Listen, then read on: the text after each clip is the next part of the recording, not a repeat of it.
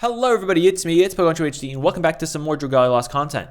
In today's video, we're going to be going over this month in Dragalia Lost. Seems like Yuji Okada, the new director of Dragalia Lost, I say new director, he replaced Matsura not too long ago, so he's technically not really new, but like new-ish. So the new-ish director of Dragalia Lost has decided to do a this month in Dragalia Lost. Now this is different from what Matsura did, which was the what's ahead for Dragalia Lost. I believe we had, was it 4 or 5 parts with Matsura? I think it was 4 and then Okada had 1. I don't remember exactly, don't quote me on that.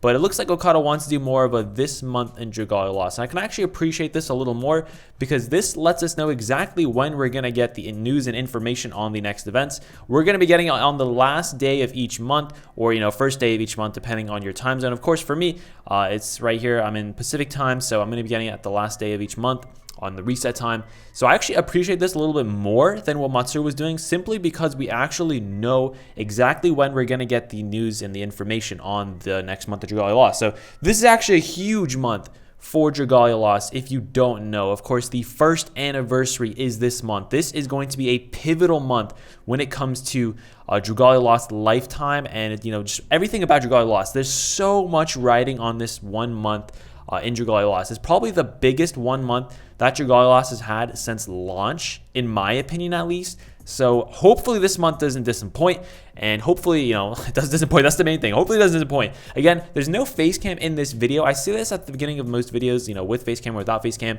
I want to know your feedback if you like face cam or if you don't like face cam, and I can either do it again or don't do it again or whatnot. Testing new things out. So again, let me know if you want face cam in the next couple videos, or if you don't want face cam in the next couple videos. Let me know what you appreciate more, and I will work on that. So yeah, without further ado, let's actually cover, first of all, a gift to prepare for the first anniversary. Yes, Cygame's back at it again with the gifts.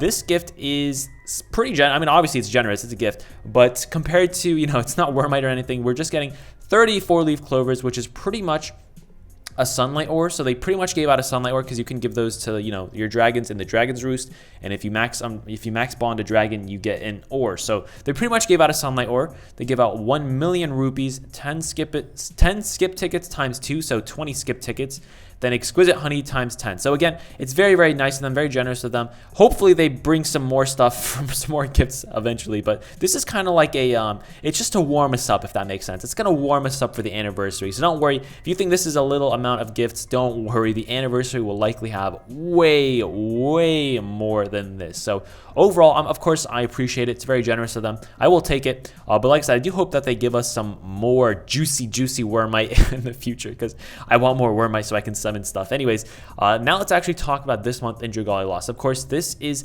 let me just read it. How about that? Hello everyone, Yuji Okada here, director of Dragalia Lost. I'm here to share some of the game's September's plans with you all. First off, the Skyborne Spectacle raid event revival started yesterday. This event features the raid boss Valfair, but now with nightmare difficulty. So yeah, that's pretty self-explanatory.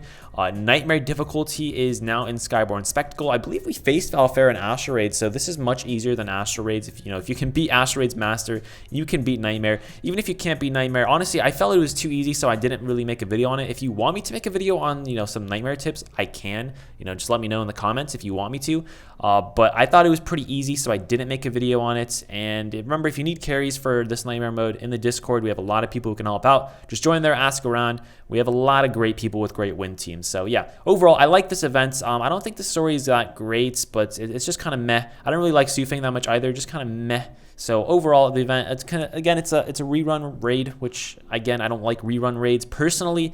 But overall, I do like how they give out a bunch of stuff. Like there's, I think, a tenfold just for beating Valfair, and then there's like tickets, summon tickets and stuff. So I like those rewards, but kind of sad that there's another event rerun. So I guess hopefully this is just to prepare, because they need more time to obviously prepare for the anniversary and for all the big events coming up that we'll see in the and later on in this post. So let's just keep going on with this. When it comes to summoning, the Windsweep Warriors summon showcase is now live. This showcase features Victor, the game's first 5-star wind-attuned blade adventure.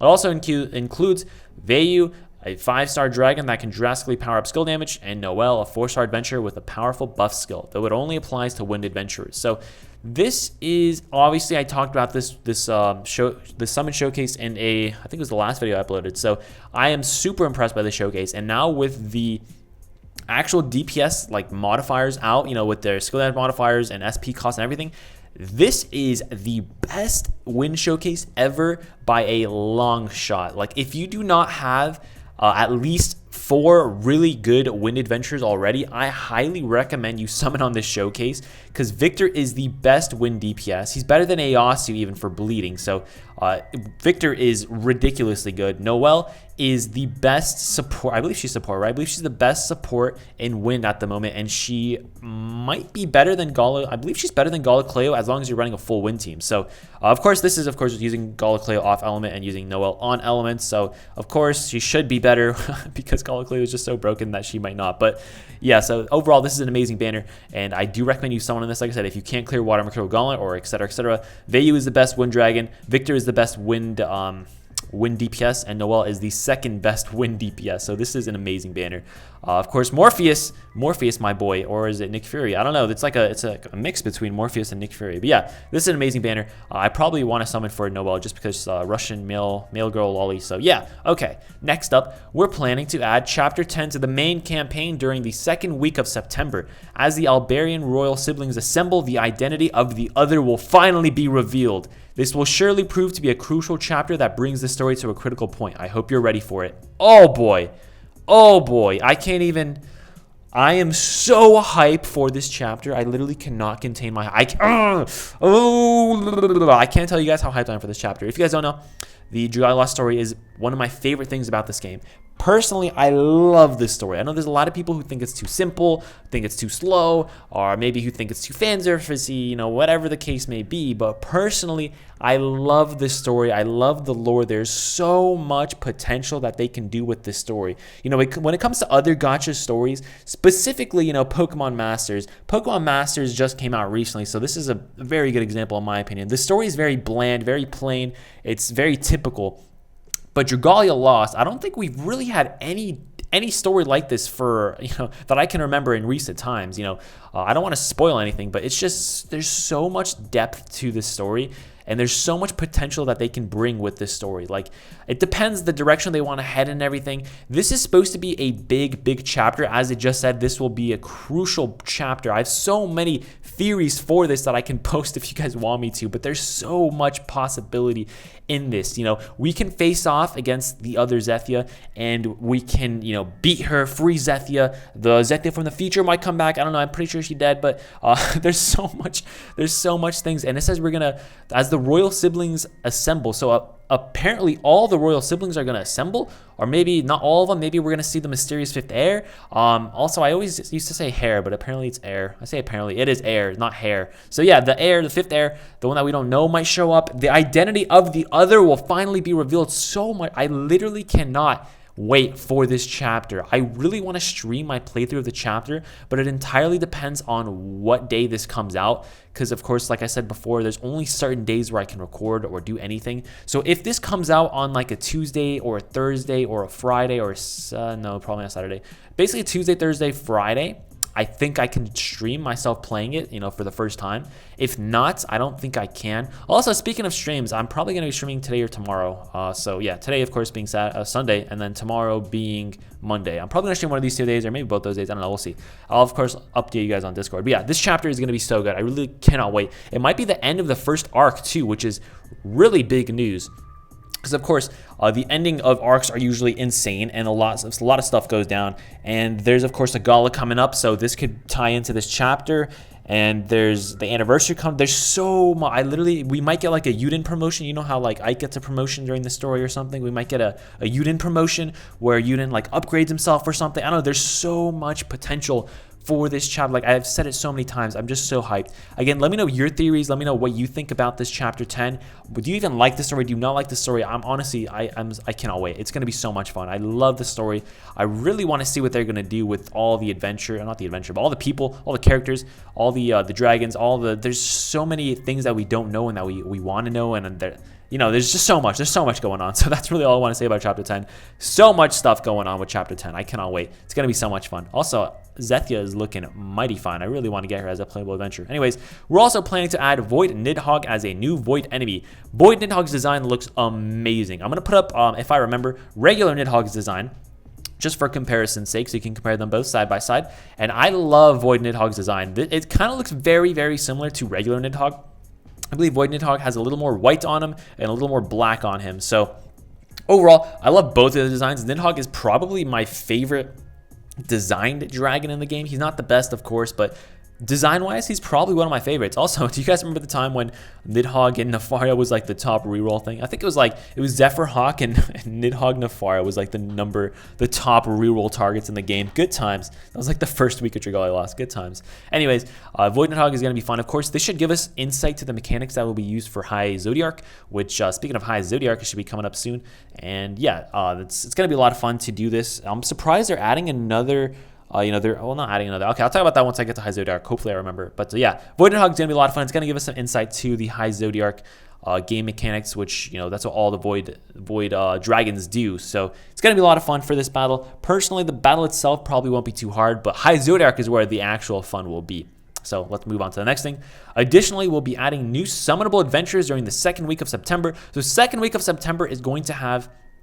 well, it doesn't say when Void Nidhogg is coming, but second week of September we'll have the Chapter 10 and new adventures. So these new adventures might tie into Chapter 10. Like, we might summon some of the siblings. We might summon, I don't know, like maybe Padia or something. Padia and Leaf.